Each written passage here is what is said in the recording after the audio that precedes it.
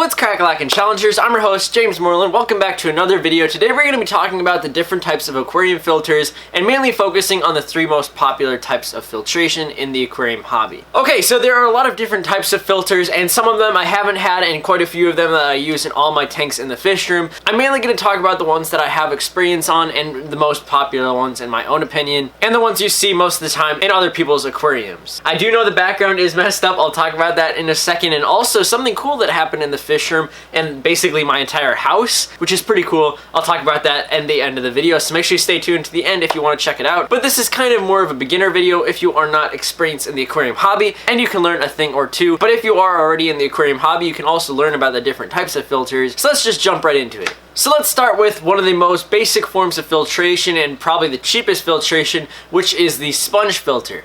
The sponge filter is The sponge filter is a very popular form of filtration, and I have them in quite a few of my tanks. They're very, very cheap. This entire thing only costs, I think, about like $7 or $10. So somewhere in that range, which is pretty cheap, and you don't really need to change anything out, and you can easily replace the little sponge pads or just clean them out yourself. So this is a very simple filter, and they come in all different sorts and different types. Some of them have a bigger base with only one sponge, and then this one is a little dually one, or dual one, which is kind of cool. So basically how this works is you do need an air pump, and an air pump pushes air through an airline hose into this little sponge filter, and once the air is added to the filter, it creates a suction and pushes the air up through this clear little tube, and it can go up a little taller, which is cool. But it puts air through this tube, and the air is sucking up and going through this tube, and it creates a suction which makes water flow through these little sponges. I'm wearing black, so it's kind of hard to see. But it pushes water through these sponges, and the water goes through the system and comes out through the top. It is very, very cool, and I'll drop a more sophisticated video link down below if you want to learn more about sponge filters. But that's kind of the basic explainer. It just uses air power to push water through the system, and it goes out through the top. These are very, very nice and very affordable, obviously. But the thing about these things is they are great if you're a breeding fish or if you have a shrimp in the tank, because it's like impossible for anything to get sucked up through these little sponges. Also, it doesn't have a lot of power, so it's not going to be able to push your fish or move them around, which is also great for betta fish tanks because the water coming out of this isn't strong enough to push your betta fish. So if you have a fish that is a slow swimmer, this is great for them. So these also are very economical if you have multiple tanks, because you do need an air pump, and air pumps range anywhere from about $7 to $20 depending on how much airflow you decide to get. I'll drop links below to everything if you want to check any of them out. But air pumps are also necessary for having these. But what makes them very affordable is if you have multiple aquariums. You can run multiple different tanks off of one air pump using different sponge filters, which I did before, but now I used separate filters for separate tanks. But this is very, very great. So let's go on to the second one. The second filter we're going to be talking about is called an HOB, or hang on the back aquarium. That's kind of the slang for HOB. But basically that is a filter that hangs on the side of your aquarium, and it sucks up water through a tube that's in the aquarium and pushes it through filter pads and other filter material, and then gets added back to your aquarium. These things are very great for aquariums that are a little bit bigger, but they do have some downsides. They tend to be more powerful than sponge filters, which is great if you have a bigger tank, because you do need your water surface to be moving, and that adds aeration and air to the tank. So that's one really great thing about them. Another great thing about them is that they're really easy to clean. One thing I absolutely love about HOBs is the fact that you can just replace the filter pads really easily without having to open anything up, and it's very simple to clean also. These tend to be a little bit more expensive. They usually start, when you start buying them, at about $15 upwards, and you want to make sure you get a reliable brand, because sometimes the cheaper ones can overflow, and that's just no bueno. So yeah, these filters tend to be more powerful than sponge filters, but some downsides they have is they don't tend to look the best because they are big and they do hang off the side of your aquarium, so you will always have a little thing hanging outside your aquarium, which doesn't always look the best. Now on to the third filter, which makes all those problems go away, is a canister filter.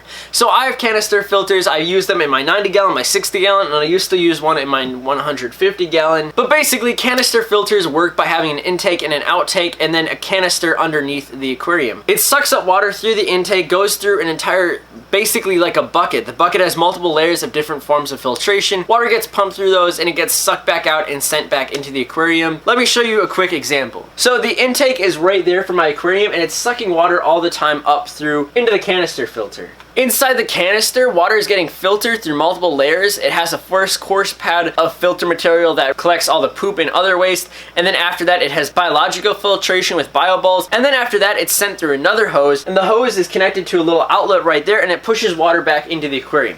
This is a very, very great filter if you have a bigger tank. I'd say anywhere from about 40 gallons upwards, these filters are absolutely phenomenal. They also work really well if you have an aesthetic aquarium or an aquarium that you don't want to have a huge box hanging off of. It looks really, really great and really, really clean. These things can be pretty powerful when they're adding water back into your aquarium, so yeah, you would want a bigger tank for these. They are also harder to clean, unfortunately.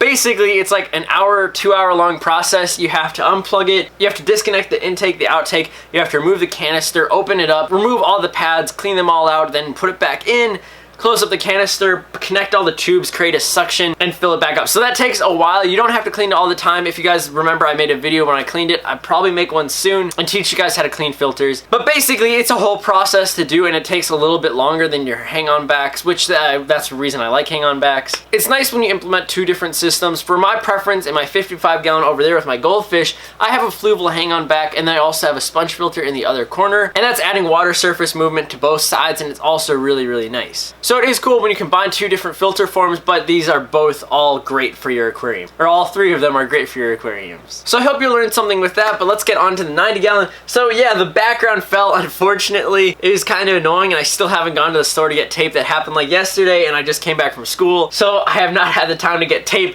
But it is a really cool background, so I'm gonna fix that up. But if you guys can see behind me, so if you see behind me, you can see the wall is not painted. And if you guys are an OG challenger and you guys have been watching the fish room videos for a long time, you remember these walls all used to be like an ugly wood color, and one day I decided just to paint it. I am going to be repainting it because, as you guys can see, a lot of the lines I just missed because it was really hard to paint. And I also didn't paint around my 90 gallon, my 60 gallon, and my 20 gallon. So that's definitely not the most appealing, unfortunately. So I am going to be probably draining these tanks, moving them back a little bit, painting the walls, and then filling in all the little spots I missed because that is unfortunate. Quick shout out to Flip Aquatics. If you guys want to get some of the best high quality shrimp in the US, check out Flip Aquatics down below. I'll drop a link. If you use that link, you'll save some on your order, and it also helps support the channel.